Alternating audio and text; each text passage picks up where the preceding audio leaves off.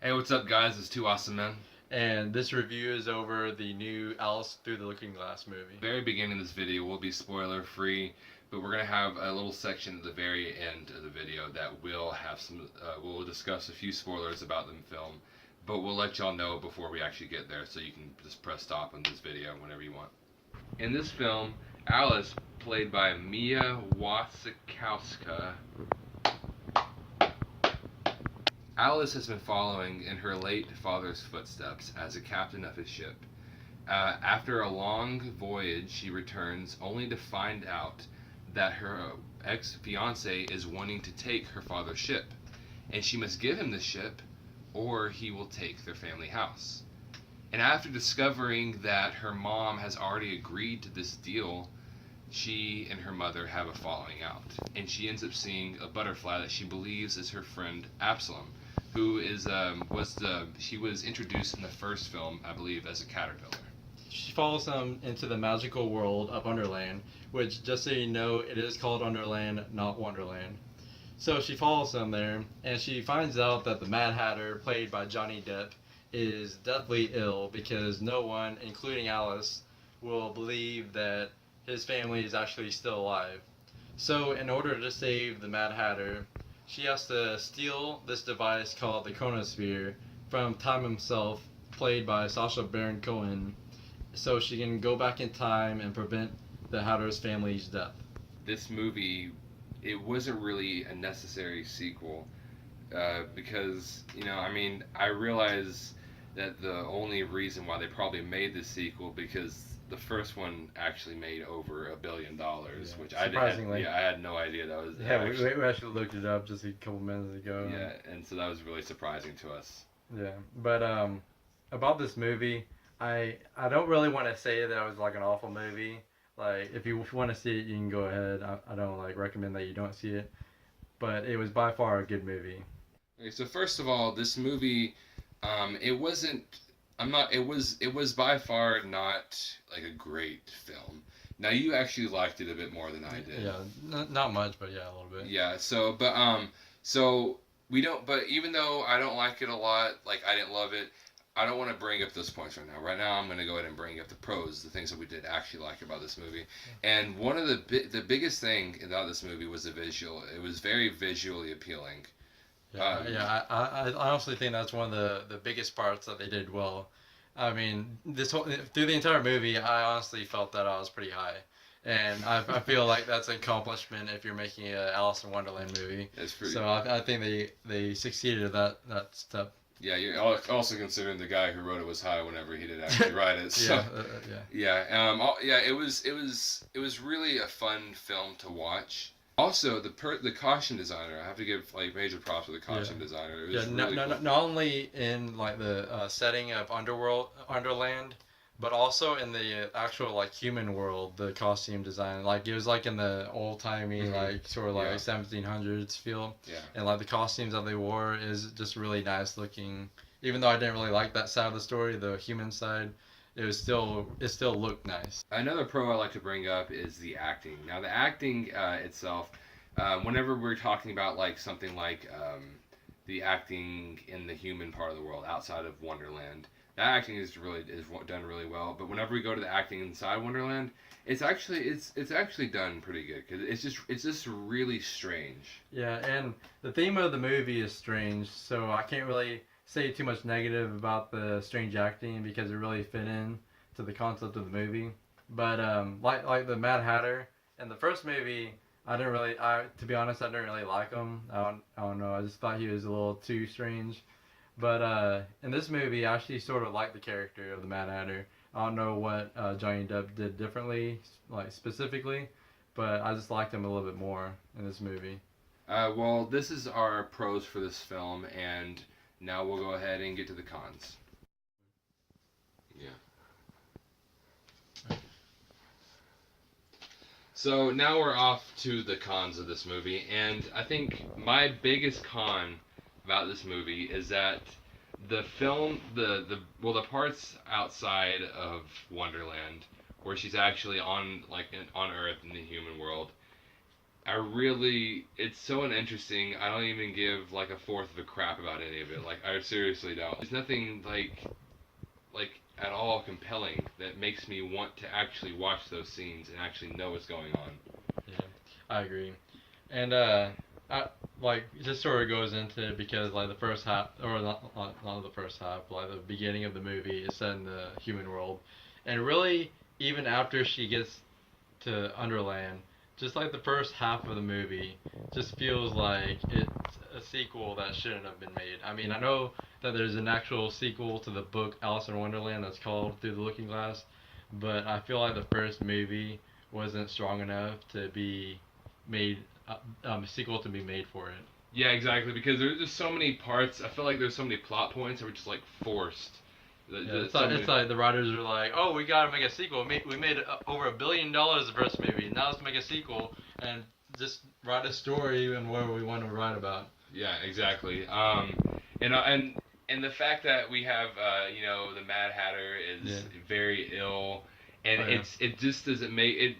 Like, it doesn't make a lot of sense why he was so ill for these reasons. Yeah, no, just because nobody believes him that his family is still alive. And I guess I know it's like an unrealistic thing, but I feel like just that part, that was the main part they used for this sequel. It was just so like just yeah, so... it's really what drove the story, and it made absolutely no sense. I mean, I know it's a world that's not supposed to make sense, but it felt sort of silly. It was kind of a weak way to start a sequel. Yeah.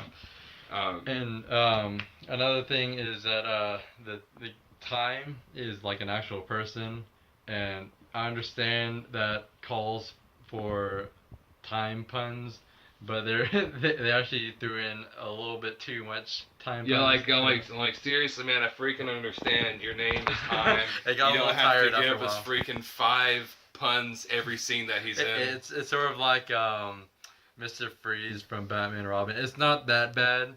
I won't go that far, but it did get close to that. Yeah, and even bringing up Time, I feel like someone that's like just so in charge of all this. He's just so unorganized. Yeah, a guy who's in charge of time should be have his crap together at least. Also, I feel like this entire film was just rushed. Like there's so many scenes that were just choppy, just like jump from one scene to another, and just randomly. Right. It was just so rushed. The Red Queen, which is one of the villains of the first movie, and she's in this movie again. They try to give her a backstory on why she's so evil, and I won't go into that much right now. We'll go into it at the end of this at the end of this review when we talk about spoilers. But they try to give her a backstory, but on why she's so evil. But the reason why she's so evil just doesn't make any sense. Like it's not strong enough to make it feel like that's why she's becoming. Yeah, they give her a reason to like be mad, but not be like so extremely evil like she was. Okay, and so we'll go ahead and bring up our last con, which is actually my con. Yeah. I did not like the CGI in this film. I thought it was really not good all throughout. And I actually felt that the CGI is what made this movie not terrible because it actually made the movie enjoyable. Because I mean, Underland is like this huge magical world where like pretty much anything is possible, and I feel like it did feel a little cartoony, but I mean it was necessary for a movie like this. That a lot of CGI and characters kind of, I feel like it disconnects you from them. Right. Whenever you have sometimes whenever you have movies that have really good CGI, you kind of keep that connection. I still feel like this movie. I mean, it's definitely one of the strong suits of this movie, and I can't really dock any points off of it because it really was a really good visual effects. And those are our cons for this film, and so there you go. And we'll be doing our grades in it. Whenever I first watched this movie, I'm not gonna lie, I actually liked it quite a bit, and I was gonna give it a higher grade. But as I thought about it, after I watched it, I started realizing all these things that were wrong with it. And so at first I was gonna give it, I believe, a B-, but I dropped down quite a bit, and so I'm gonna go ahead and give this movie a C-. And I'm gonna, like I said at the beginning of the video, I don't think I'm not gonna say it's a bad movie, but it's definitely not a good movie, and I'm gonna give it a C+. Alright, there you go.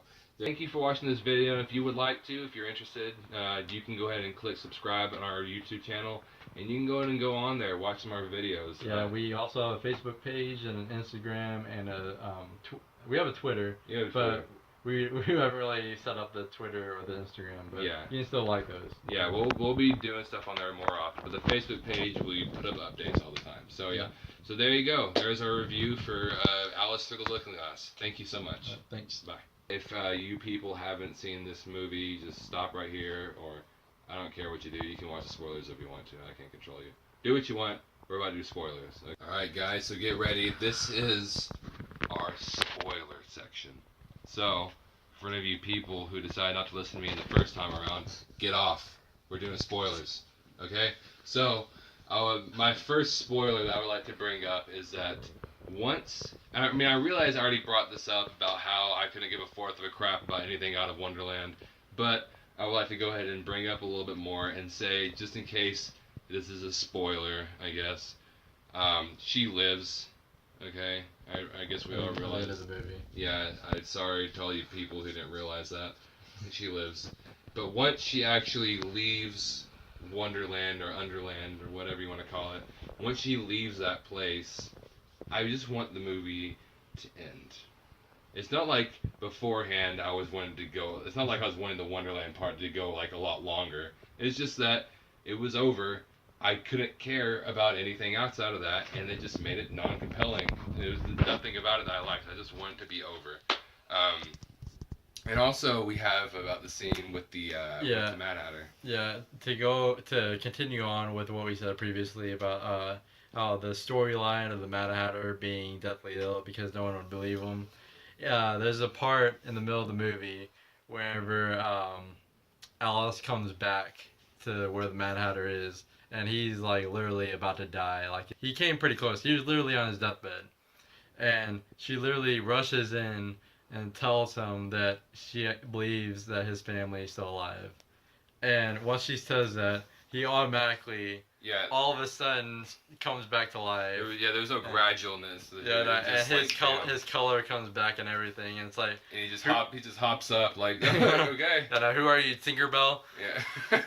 I just felt like that whole storyline, which is like the biggest storyline of the movie, just wasn't strong enough and just didn't make any sense at all. Yeah, and also there's the thing about the queen's, her evilness. Yeah. Now, in the film, it shows a scene of her eating some tart. The White Queen, she eats some tarts, and she drops these tarts underneath, like, the Red Queen's bed. It was when they're little. It was when they're little.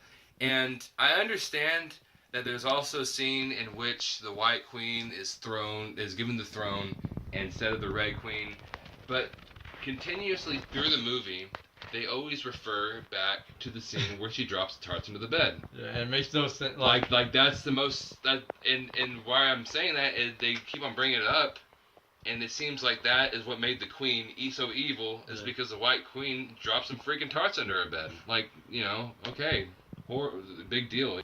To move on from that, there's a scene in the middle of the movie where Alice returns back to the human world, the regular world, and she's like inside this mental asylum because she's like, everybody thinks she's going crazy because she's like spouting out like different things about the Underland that people are gonna think that she's crazy because she's talking about them.